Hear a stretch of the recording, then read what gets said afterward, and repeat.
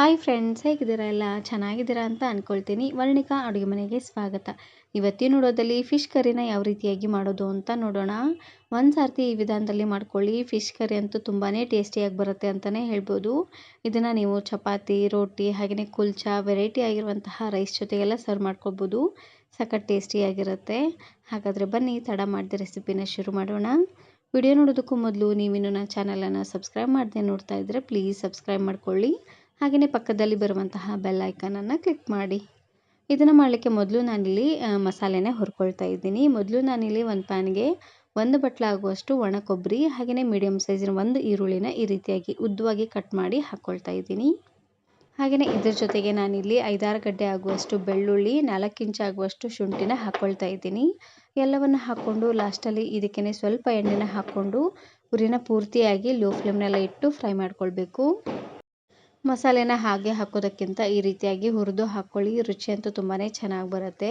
ನೀವು ಯಾವುದೇ ಕರಿನ ಮಾಡಿದ್ರೂ ಸಹ ಸ್ವಲ್ಪ ಈ ರೀತಿಯಾಗಿ ಮಸಾಲೆಗಳನ್ನು ಹುರಿದು ಹಾಕ್ಕೊಳ್ಳಿ. ರುಚಿ ಅಂತೂ ತುಂಬಾ ಚೆನ್ನಾಗಿ ಬರುತ್ತೆ.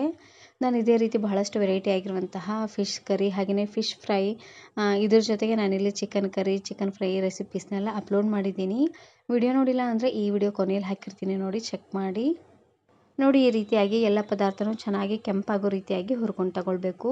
ಉರಿನ ಆದಷ್ಟು ಲೋ ಫ್ಲೇಮ್ನಲ್ಲೇ ಇಟ್ಟು ಹುರ್ಕೊಂಡು ತಗೊಳ್ಳಿ. ನೋಡಿ, ಈ ರೀತಿಯಾಗಿ ಹುರಿದಾದ್ಮೇಲೆ ಲಾಸ್ಟಲ್ಲಿ ಇದಕ್ಕೆ ಸ್ವಲ್ಪ ಪುದೀನ ಸೊಪ್ಪು ಹಾಗೆಯೇ ಕೊತ್ತಂಬರಿ ಸೊಪ್ಪು ಇವೆರಡು ಸೊಪ್ಪನ್ನು ಹಾಕ್ಕೊಳ್ತಾ ಇದ್ದೀನಿ. ಒಂದು 5ರಿಂದ 6 ಎಲೆ ಆಗುವಷ್ಟು ಪುದೀನ ಸೊಪ್ಪು ಹಾಗೆಯೇ ಸ್ವಲ್ಪ ಕೊತ್ತಂಬರಿ ಸೊಪ್ಪನ್ನು ಹಾಕ್ಕೊಳ್ತಾ ಇದ್ದೀನಿ. ಪುದೀನ ಸೊಪ್ಪಿಗಿಂತ ಕೊತ್ತಂಬರಿ ಸೊಪ್ಪನ್ನು ಸ್ವಲ್ಪ ಜಾಸ್ತಿ ಅನ್ನೋಂಗೆ ಹಾಕ್ಕೊಳ್ಬೇಕು. ನೋಡಿ, ಸೊಪ್ಪನ್ನು ಹಾಕ್ಕೊಂಡು ಸ್ವಲ್ಪ ಈ ರೀತಿಯಾಗಿ ಬೆಚ್ಚಗಾದರೆ ಸಾಕು. ಇವಾಗ ನಾನಿಲ್ಲಿ ಗ್ಯಾಸನ್ನು ಆಫ್ ಮಾಡ್ಕೊಂಡಿದ್ದೀನಿ. ಇದು ಪೂರ್ತಿಯಾಗಿ ತಣ್ಣಗಾದ್ಮೇಲೆ ಇದಕ್ಕೆ ಸ್ವಲ್ಪ ನೀರನ್ನು ಹಾಕ್ಕೊಂಡು ಪೂರ್ತಿ ನುಣ್ಣದಾಗೆ ಇದನ್ನು ಗ್ರೈಂಡ್ ಮಾಡ್ಕೊಂಡು ತಗೊಳ್ಳಿ. ಇವಾಗ ನಾನಿಲ್ಲಿ ಇನ್ನೊಂದು ಕಡಾಯಿಗೆ ಎಣ್ಣೆನ ಹಾಕ್ಕೊಳ್ತಾ ಇದ್ದೀನಿ. ದೊಡ್ಡ ಸ್ಪೂನಲ್ಲಿ ಒಂದು 5-6 ಸ್ಪೂನ್ ಆಗುವಷ್ಟು ಎಣ್ಣೆನ ಹಾಕ್ಕೊಳ್ಳಿ. ಎಣ್ಣೆನ ಹಾಕುವಾಗ ಉರಿನ ಪೂರ್ತಿಯಾಗಿ ಲೋ ಫ್ಲೇಮ್ನಲ್ಲೇ ಇಟ್ಟು ಇವಾಗ ನಾನಿಲ್ಲಿ ಖಾರ ಪುಡಿನ ಹಾಕ್ಕೊಳ್ತಾ ಇದ್ದೀನಿ.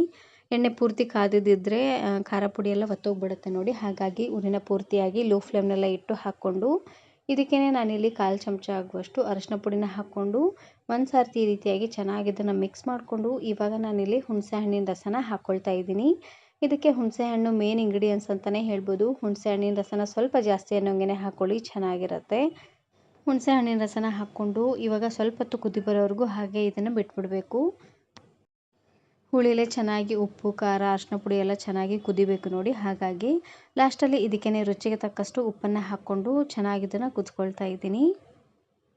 ಇವಾಗ ಉಪ್ಪನ್ನು ನೋಡಿ ಹಾಕ್ಕೊಳ್ಳಿ, ಯಾಕಂದರೆ ಹುಳಿನೇ ಜಾಸ್ತಿ ಹಾಕಿರ್ತೀವಿ ನೋಡಿ. ಹಾಗಾಗಿ ಉಪ್ಪನ್ನು ನೋಡಿ, ರುಚಿ ಏನಾದರೂ ಸ್ವಲ್ಪ ಕಡಿಮೆ ಅಂತ ಅನಿಸಿದ್ರೆ ಆಮೇಲೆ ಬೇಕಿದ್ದರೆ ಹಾಕ್ಕೊಳ್ಳಿಕ್ಕೂ ನಡೆಯುತ್ತೆ. ನೋಡಿ, ಈ ರೀತಿಯಾಗಿ ಸ್ವಲ್ಪ ಚೆನ್ನಾಗಿ ಕುದಿ ಬಂದಾದಮೇಲೆ ಇವಾಗ ನಾನಿಲ್ಲಿ ರುಬ್ಬಿರುವಂತಹ ಮಸಾಲೆನ ಹಾಕ್ಕೊಳ್ತಾ ಇದ್ದೀನಿ. ಮಸಾಲೆನ ಸ್ವಲ್ಪ ನುಣ್ಣದಾಗೆ ಇದನ್ನು ಗ್ರೈಂಡ್ ಮಾಡ್ಕೊಂಡು ತಗೊಳ್ಳಿ. ನೋಡಿ, ಮಸಾಲೆನ ಹಾಕ್ಕೊಂಡು ಇವಾಗ ಒಂದು ಕುದಿ ಬರೋವರೆಗೂ ಹಾಗೆ ಇದನ್ನು ಕುದಿಸ್ಕೊಂಡು ತಗೊಳ್ಬೇಕು.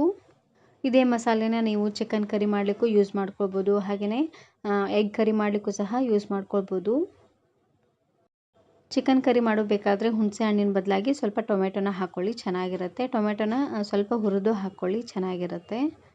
ನೋಡಿ, ಈ ರೀತಿಯಾಗಿ ಒಂದು ಸಾರ್ತಿ ಚೆನ್ನಾಗಿ ಇದನ್ನು ಮಿಕ್ಸ್ ಮಾಡಿಕೊಂಡು ಸ್ವಲ್ಪ ಕುದಿ ಬರೋವರೆಗೂ ಹಾಗೆ ಇದನ್ನು ಬಿಟ್ಬಿಡಬೇಕು. ಇವಾಗ ನೋಡ್ತಾ ಇರ್ಬೋದು ಚೆನ್ನಾಗಿ ಕುದಿ ಬರ್ತಾ ಇದೆ. ಕುದಿ ಬರುವಂಥ ಟೈಮಲ್ಲಿ ಇವಾಗ ನಾನು ಸ್ವಲ್ಪ ನೀರನ್ನು ಹಾಕ್ಕೊಳ್ತಾ ಇದ್ದೀನಿ.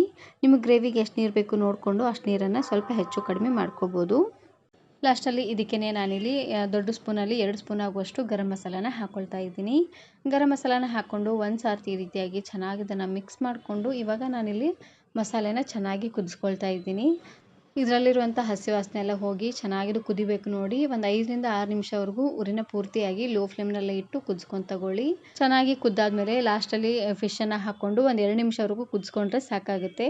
ಫಿಶ್ ಕುದಿಲಿಕ್ಕೆ ಜಾಸ್ತಿ ಟೈಮ್ ಏನು ಹಿಡಿಸೋದಿಲ್ಲ. ಹಾಗಾಗಿ ಇವಾಗ ನೋಡ್ತಾ ಇರ್ಬೋದು ಚೆನ್ನಾಗಿ ಕುದ್ದು ಎಣ್ಣೆ ತೇಲಿ ಬರ್ತಾ ಇದೆ. ಈ ರೀತಿಯಾಗಿ ಚೆನ್ನಾಗಿ ಕುದ್ದಾದ್ಮೇಲೆ ಲಾಸ್ಟಲ್ಲಿ ಇದಕ್ಕೆ ನಾನಿಲ್ಲಿ ಫಿಶನ್ನು ಹಾಕ್ಕೊಳ್ತಾ ಇದ್ದೀನಿ. ಫಿಶ್ಶಿನ ಮಧ್ಯದ ಭಾಗನ ತೆಗೆದು ತಲೆ ಹಾಗೆಯೇ ಬಾಲನ ಹಾಕ್ಕೊಳ್ತಾ ಇದ್ದೀನಿ. ಮಧ್ಯದ ಭಾಗನ ನೀವು ಫಿಶ್ ಫ್ರೈ ಮಾಡ್ಕೋಬೋದು, ತುಂಬಾ ಚೆನ್ನಾಗಿರುತ್ತೆ.